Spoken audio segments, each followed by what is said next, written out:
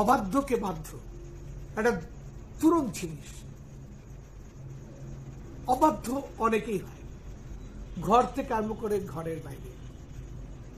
আপনি শেষ হয়ে যাচ্ছেন যে কিভাবে অবাধ্য হয়ে যাচ্ছে আপনার আত্মীয় স্বজন, আত্মজ, ঘরের লোকটি এবং বাইরের বেশ কিছু মানুষ, যাদের নিয়ে আপনাকে প্রতিনিয়ত চলতে হয়। সুন্দর একটা কথা বলছি, এবং এটাও বলছি আমার এই বশীকরণ ও শত্রুনাশ এই বইটা থেকে।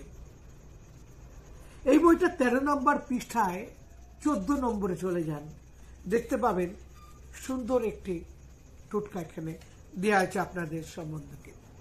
বিশেষ করে স্ত্রী পুত্র ক্ষেত্রে এটি খুব ভালোভাবে কাজ করে।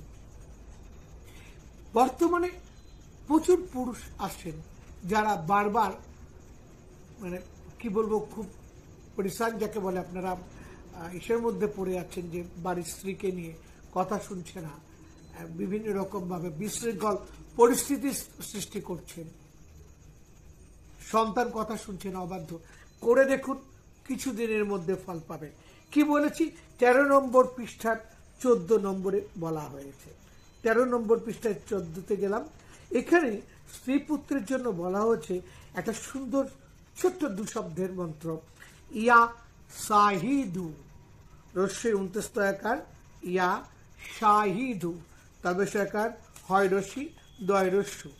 এই যে ইয়া সাহিদু, এই মন্ত্রটা আপনি 100 বার জপ করবেন।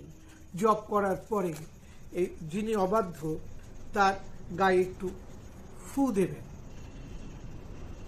100 বার ইয়া সাহিদু জপ করার পরে আপনারা অবশ্যই স্ত্রী হোক, সন্তান হোক বা অন্য যে কেউ হোক, অবাধ্য ব্যক্তির গায়ে ফু দেবেন। কয়েকটা দিন করে দেখুন, বাধ্য হতে সে বাধ্য, এটাও আমি বলে দিলাম। অতএব খুব ভালো উপকার লাগে। ইচ্ছে হলে তো আমাদের চেম্বারে আপনারা আসতেই পারেন, চেম্বারে এসে কথা বলতে পারেন, কিন্তু অবশ্যই আমিও বলছি এটা খুব ভালো উপকার পাবেন। পারলে সাবস্ক্রাইব করবেন। আজ এই পর্যন্তই।